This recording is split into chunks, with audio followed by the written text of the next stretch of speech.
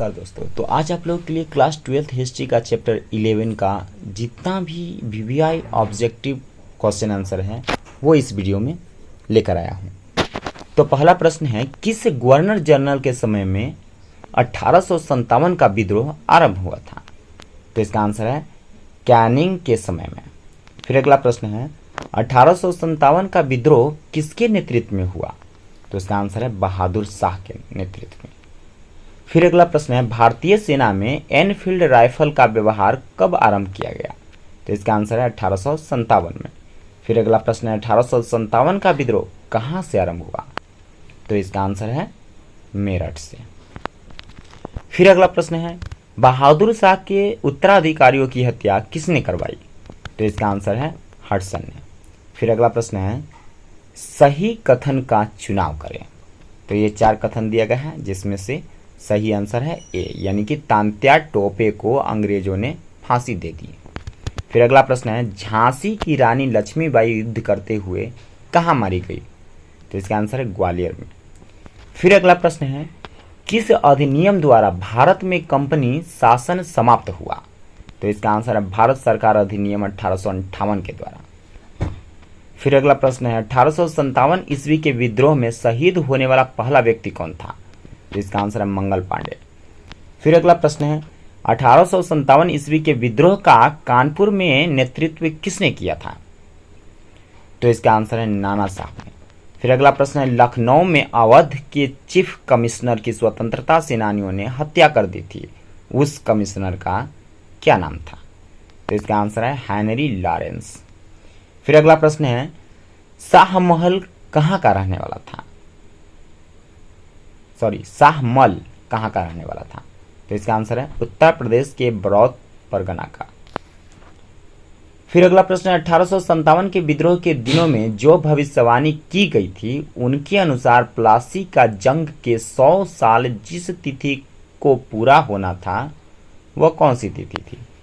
तो वो तिथि थी 23 जून 1857। फिर अगला प्रश्न है, ये गिलास फल एक दिन हमारे ही मुंह में आकर गिरेगा, यह कथन अवध के बारे में किसने कहा था? तो इसका आंसर है लॉर्ड डलहौजी। फिर अगला प्रश्न है, बंगाल आर्मी की पौधशाला कहा जाता था, किसे? तो इसका आंसर है अवध को। फिर अगला प्रश्न है, अवध में वेलेजली द्वारा सहायक संधि लागू की गई थी, कब? तो इसका आंसर है 1801 ईस्वी में। फिर अगला प्रश्न है, विद्रोहियों ने बड़े शहरों में अपने गुस्से का शिकार बनाया था, किसको? तो इसका आंसर है साहूकारों तथा अमीरों को। फिर अगला प्रश्न है, कानपुर में विद्रोहियों का नेतृत्व किसने संभाला था? तो इसका आंसर है नाना साहिब ने। फिर अगला प्रश्न है, जमींदार कुंवर सिंह का संबंध था किससे? तो इसका आंसर है बिहार के आरा से। फिर अगला प्रश्न है, एनफील्ड राइफलों का इस्तेमाल जिसने सर्वप्रथम शुरू कराया था वह गवर्नर जनरल कौन था? तो इसका आंसर है हेनरी हार्डिंग ने। फिर अगला प्रश्न है, 1857 के विद्रोह को सर्वप्रथम किस सैनिक ने हवा दी? तो इसका आंसर है मंगल पांडे ने। फिर अगला प्रश्न है, क्रांति की शुरुआत किस तारीख को करने की योजना थी? तो इसका आंसर है 13 मई 1857 को। फिर अगला प्रश्न है, 1857 के विद्रोह की शुरुआत कहाँ के सैनिकों ने की? तो इसका आंसर है मेरठ। फिर अगला प्रश्न है, 1857 के विद्रोह के शुरू होने का तात्कालिक कारण क्या था? तो इसका आंसर है चर्बी वाले कारतूस।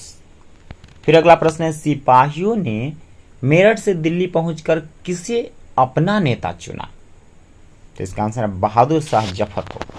फिर अगला प्रश्न है, बिहार में 1857 के क्रांति का बिगुल किसने फूका? तो इसका आंसर है कुंवर सिंह। फिर अगला प्रश्न है, 1857 के विद्रोह में अशांति के प्रथम संकेत कहाँ दिखाई पड़े? तो इसका आंसर है बंगाल में। फिर अगला प्रश्न है, निम्नलिखित में से कौन सा एक स्थान 1857 के विद्रोह का केंद्र बिंदु नहीं था? तो इसका आंसर है पंजाब।